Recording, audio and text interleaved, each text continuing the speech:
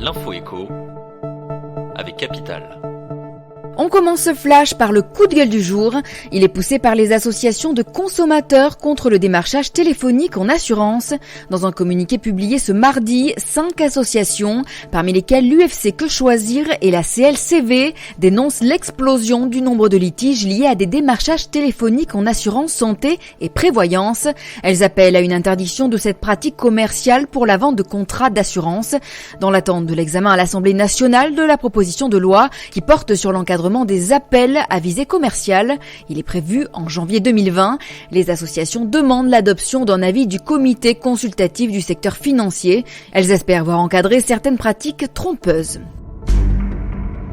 On passe au chiffre du jour, 214 €, c'est ce qu'un Français paye en moyenne par an pour ses dépenses de santé.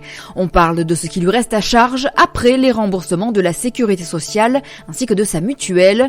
Selon les derniers chiffres du ministère de la Santé, la dépense moyenne de santé par habitant s'est levée en 2018 à 3 037 €, dont seulement 214 € restent à la charge de l'assuré. Cet effort financier a représenté en moyenne 1% du revenu disponible des ménages, un montant à nuancer car plus on avance en âge, plus les frais de santé peuvent être élevés.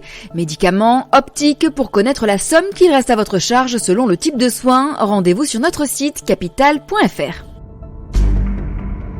L'info pratique Capital concerne l'investissement dans le vin. Alors que les foires au vin battent leur plein, pourquoi ne pas constituer votre propre cave en investissant dans de belles bouteilles? Mais attention, pour cela il faut de la patience et s'y connaître un minimum.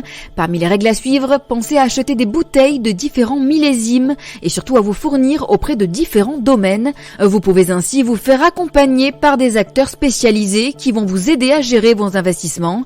Pour éviter les arnaques, vérifiez que ces derniers aient obtenu un agrément de l'AMF à l'image des 3 intermédiaires listés par capital.fr.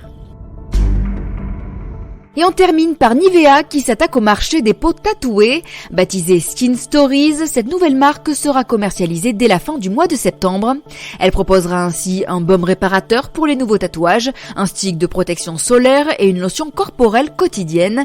Le groupe allemand tient à créer une toute nouvelle marque face au phénomène sociologique qu'est devenu le tatouage et surtout chez les jeunes. En effet, comme le rapporte le Figaro, un Allemand sur 5 est tatoué, une proportion en perpétuelle hausse qui approche les 50% chez les femmes de 25 à 34 ans. Objectif pour Nivea, reconquérir les consommateurs jeunes. C'était l'info écho avec Capital.